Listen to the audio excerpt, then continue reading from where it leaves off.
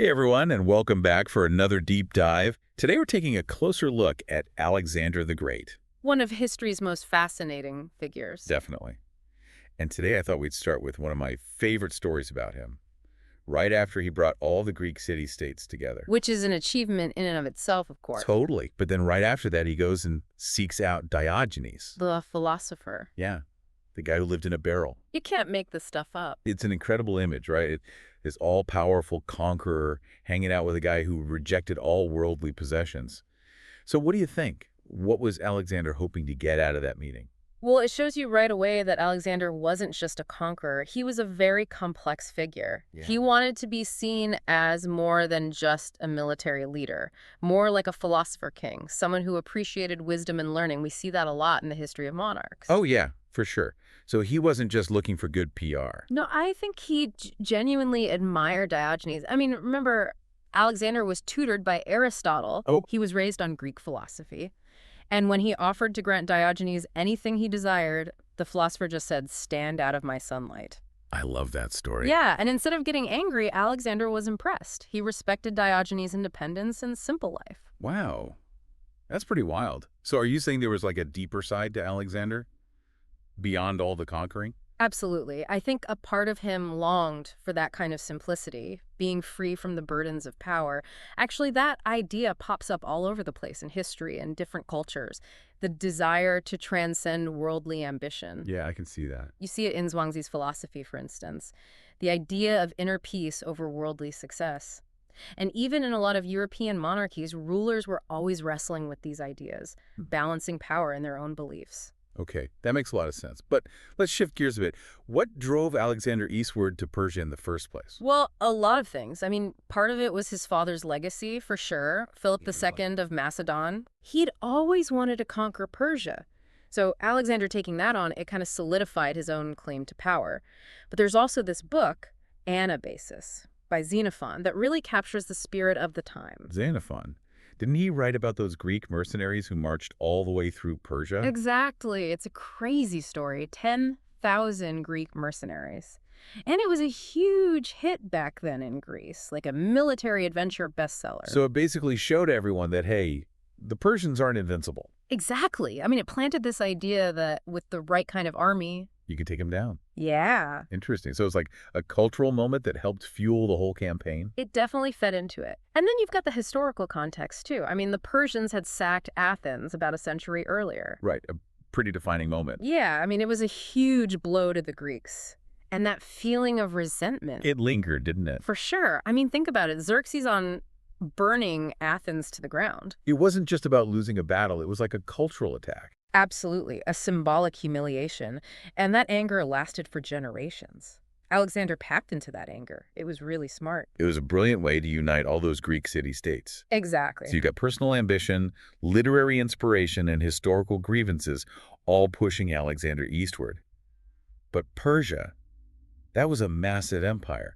Was it kind of reckless for him to attack with a relatively small army? It was a huge risk, no doubt. He had less than 50,000 infantry and 6,000 cavalry. And their supply lines. Super vulnerable. They could only go about a month before running out of supplies. It sounds like he was living on the edge. Oh, yeah, he was. The Persians had a huge advantage, just in terms of resources and manpower. Did the Persians try to use that to their advantage? They did. In fact, they had this really smart guy advising them, a Greek mercenary named Memnon of Rhodes. Wait, a Greek? On the Persian side? Yeah. It's kind of crazy, right? That is wild. So what did he tell them to do? He wanted them to use what's called a scorched earth policy. Basically burn everything.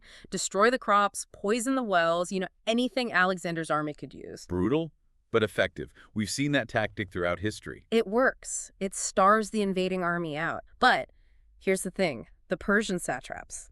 The provincial governors? Yeah, they refused to do it. Really? Why would they reject such a sound strategy? Pride, mostly. I mean, these were powerful guys. They were used to being in charge, and they couldn't wrap their heads around sacrificing their own wealth and land for some big picture strategy. So their pride basically played right into Alexander's hands. Pretty much. It's actually kind of amazing that Alexander's campaign even got off the ground. If Memnon had gotten his way, well, who knows? But as it was, Alexander's path was wide open. So Alexander lands in Asia Minor, ready to take on the Persian Empire. Where does this clash of civilizations actually begin? It all kicks off at the Granicus River in 334 BC. It's near the site of ancient Troy. Get out, the place where Achilles and Hector fought. Yep. Pretty epic setting. Oh, man. It's like the stage is set for another legendary showdown. Tell me about this first major battle. Okay, so the Battle of Granicus. It was a huge gamble for Alexander. The Persians were waiting for him on the other side of the river, ready to fight. I bet they were expecting a pretty standard battle formation, right? Infantry head-to-head, cavalry on the flanks, that sort of thing. Exactly. That's how they like to fight. But Alexander, well, he had other ideas. Instead of waiting for everyone to cross the river, he leads a cavalry charge right through the middle of the Persian lines. No way. Straight across the river. That's crazy. Yeah. The Persians had no idea what hit them. They were so used to a more, formal kind of fighting. Alexander's aggression totally threw them off guard. But that was risky, wasn't it? I mean, charging like that. It was. In fact, Alexander almost died. Whoa. Hold on. What happened? He was wearing his fancy armor, so he stood out on the battlefield. Making him an easy target. And this Persian nobleman, Mithridates, he sees his chance and attacks Alexander. Almost takes him down right there. So Alexander's right there in the thick of it, risking his life alongside his troops. Crazy. How did he survive? His elite cavalry unit, they swooped in and saved him. Yeah. The companion cavalry. The companion cavalry, weren't they like super elite? Oh, yeah. Sons of Macedonian nobility, they trained their whole lives to fight alongside Alexander. So they were more than just soldiers, like brothers in arms or something. Exactly. They had this bond that went way beyond just duty. It was their shared experiences, their training. They really believed in Alexander. So that bond, that's what made them so effective in battle. It was a huge part of it, for sure. So first major battle, Alexander pulls off a victory. But it sounds like it was a close call. It was. But it was a huge morale boost for the Macedonians. And a serious blow to the Persians. It basically opened the way for Alexander to push deeper into Asia Minor. And that's where we get to the story of the Gordian Knot. Oh, yeah. This one's a classic. What was the Gordian Knot again? How did Alexander get mixed up in that whole thing? So the story goes, Alexander is marching along, right? He conquers this city called Gordium. Okay. And in the city, there's this legendary knot. It's super complicated. And there's this prophecy that whoever can untie it will rule all of Asia. Wow. Talk about high stakes. Right. So what do you think Alexander does? I'm guessing he doesn't spend hours trying to untie it. He does not. He takes one look at this knot, pulls out his sword, and slices the thing in half. Talk about cutting through red tape. I love it. Did anyone object? Surprisingly, no. I mean, the way it's told, everyone was just amazed. It was like a sign that he was destined to rule. That story's been told and retold for centuries. It perfectly sums up Alexander's style. Bold, unconventional. He doesn't mess around. He gets things done. But while Alexander's off conquering cities and cutting knots, a new Persian king is rising to power, Darius III. What do we know about this guy? Darius was no joke. He took power in a pretty chaotic way. Palace intrigue, But he quickly showed everyone he was a capable leader. And when news of Alexander's victories reached him, well, he knew he had to step up. And crush this Macedonian upstart who was making a mess of his empire. Exactly. He started gathering a massive army. He was ready for a showdown. Okay, so this is where things get really interesting. Two powerful leaders, two clashing cultures, two huge armies about to collide. What happens next? Well, that's a story for another time. All right, everyone, you'll have to stay tuned for part 2 of our Alexander the Great deep dive to find out what happens. Welcome back, everyone. So last time we left Alexander conquering his way across Asia Minor. He's racking up victories left and right. And the Persians are getting a little nervous. To say the least. But now there's a new Persian king in town. Darius III. He was not about to let Alexander just waltz in and take over his empire. Definitely not. This guy was ready to fight. So what was his plan? How did he want to take on Alexander? Well, initially, he chose a really good spot. Right. He basically waited for Alexander to come to him. And then something interesting happens. Alexander gets sick. What? Even Alexander the Great wasn't immune to the common cold? Apparently not. So his army's just sitting there. They're not moving. Seems like a perfect opportunity for Darius to strike. It was. But he had a problem. supplying a giant army. Especially back then. Yeah, it's a logistical nightmare, keeping all those soldiers fed, all the horses. Right, I never really think about the logistics of ancient warfare. It's a huge part of it, though. Yeah. So Darius couldn't just stay in one place forever. He had to keep moving, and that ended up being a big mistake. How so? Well, he ends up moving his army to this narrow coastal plain near a place called Issus. He thought it would give him an advantage. But it backfired. Big time. He figured the narrow terrain would stop Alexander from using his cavalry effectively. You know, those companion cavalry we talked about? Ah, so he's trying to neutralize Alexander's greatest strength. Exactly. He thought he was being clever. But instead, he basically walked right into a trap, his own trap. It's like he handed Alexander the perfect battlefield. It really was. I mean, his army was huge. But in that narrow space, they couldn't maneuver. They got all bunched up. It was chaos. Talk about a tactical blunder. So what does Alexander do? Does he see this opportunity and seize it? Oh, he absolutely does.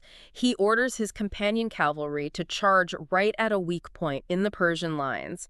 And get this, he aims straight for Darius. Whoa, he's going right for the king. It was a bold move, incredibly risky.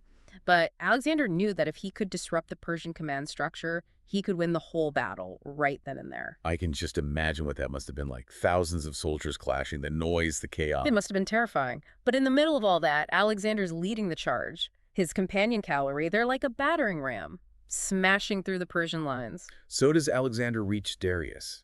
Do they have this epic duel, king against king? Well, they almost do. But as Alexander gets closer, Darius freaks out.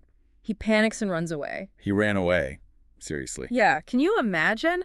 You're the king of Persia. You've got this massive army, and then you just turn tail and run. I guess when Alexander the Great is charging at you? I mean, I wouldn't want to stick around either, but it was a huge blow to the Persian army. Their king abandons them. Their morale just shattered. It's crazy how one person's actions can have such a ripple effect, especially in a battle like that. Totally. Darius's fear, it basically spread through his whole army. But on the other side, Alexander's courage, that inspired his troops to fight even harder. So the Battle of Issus, it's a decisive victory for Alexander. Oh yeah, a turning point in the whole campaign. The Persian army was routed. They lost thousands of men. Darius barely escaped with his life. After this, Alexander's in control of huge chunks of the Persian Empire. It's like he's unstoppable at this point. He really was on a roll. The Battle of Issus, it pretty much cemented Alexander's place in history as a brilliant military commander. It's hard to argue with that, but his conquest in Persia, it wasn't over yet. There's more to come. Yeah. All right, we'll have to pick this up in the next part of our deep dive. Okay, so we're back. Darius has fled the battlefield at Issus. His army is in disarray. What happens next? Does Alexander just chase after him and finish the job? Well, it wasn't quite that simple. Even though Darius had run off, there were still a lot of Persian soldiers who were ready to fight. So the battle wasn't completely over. No, some units fought on even without their king. They put up a good fight. Wow. So what did Alexander do? Did he go after Darius, or did he focus on, like, securing what he'd already won? That's a good question. He could have chased Darius down, tried to end the war quickly, but he decided to be a little more careful. Really? I would have thought he'd want to capture Darius as soon as possible. It seems like the obvious choice, but Alexander realized that if he went charging off after Darius, he might leave himself open to attacks from behind. Right. He couldn't just leave those conquered territories undefended. Exactly. He had to make sure things were stable before he went any further. Plus, his supply lines were already stretched pretty thin. Okay, so he plays it safe, consolidates his power, but how did he actually manage to rule such a huge empire? I mean, Persia was massive and had all these different cultures and people. He was surprisingly good at it. Alexander wasn't just a military genius, he was also a pretty skilled politician. Oh. He knew that he couldn't just rule through force, he had to win over the Persians. So he started appointing them to important positions in his government. Wow. So he's bringing the Persians into the fold. He even adopted some of their customs. And get this, he married a Persian noblewoman named Roxana. No way. He married a Persian. It was a pretty smart move. It showed the Persians that he wasn't just there to conquer them, he was trying to build something new, a kind of fusion of Greek and Persian culture. Wow. That's fascinating. So there's like a cultural exchange as well as a military conquest. Yeah, it was a complex situation. I mean, some Persians welcomed him as a liberator. They hated Darius. But others saw him as a foreign invader. I bet there were a lot of people who weren't too happy about having a Macedonian king. Oh, absolutely. He had to deal with rebellions, assassination attempts, all sorts of things. But he managed to hold on to his empire for a pretty long time. Yeah, over a decade. Yeah. It's pretty impressive when you think about it. It really is. But Alexander wasn't done yet. He kept pushing east. He wasn't content with just Persia. No. He went into what's now Afghanistan, Central Asia. He was always looking for new challenges. He fought nomadic tribes, explored new lands. It's pretty amazing. It's like he was driven by this insatiable curiosity. He just had to see what was over the next horizon. He was definitely a man of action. But let's not forget about Darius. What happened to him after he ran away from Issus? Yeah, what did become of the Persian king? Well, he tried to get his empire back. He sent messages to Alexander, offering peace treaties, even offering him part of his kingdom in exchange for his family. His family. What happened to them? Alexander captured them at Issus. Oh, wow. So Darius is trying to bargain with Alexander to get his family back. He was desperate. But Alexander, I don't know, maybe he thought Darius was weak. Maybe he just wanted it all. It sounds like there was no going back at this point. Too much bad blood. Yeah. Alexander demanded unconditional surrender. He wasn't going to compromise. So what happened? How did it end for Darius? Sadly, it didn't end well. He lost a few more battles, and then one of his own guys, a satrap named Bessus, betrayed him, killed him. Wow. Betrayed by his own people. It's a pretty tragic end for a king. When Alexander found him, Darius was already dead, abandoned by everyone. That's a rough way to go. It really makes you think about the fickle nature of power. Yeah. One minute you're the most powerful person in the world, the next you're alone and forgotten. So, with Darius out of the picture, the Persian Empire falls to Alexander. It does. After centuries of being this dominant force in the region, it's over. Wow.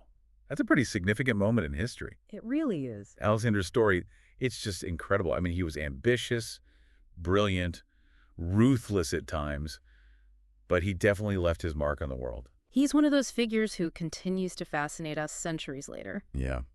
And his legacy is still debated today. Was he a hero, a villain, somewhere in between? It's complicated. Exactly. And that's what makes history so interesting. There are no easy answers. I totally agree. Well, that's it for our deep dive on Alexander the Great. What a wild ride. It was. I hope you all enjoyed it. Thanks for listening.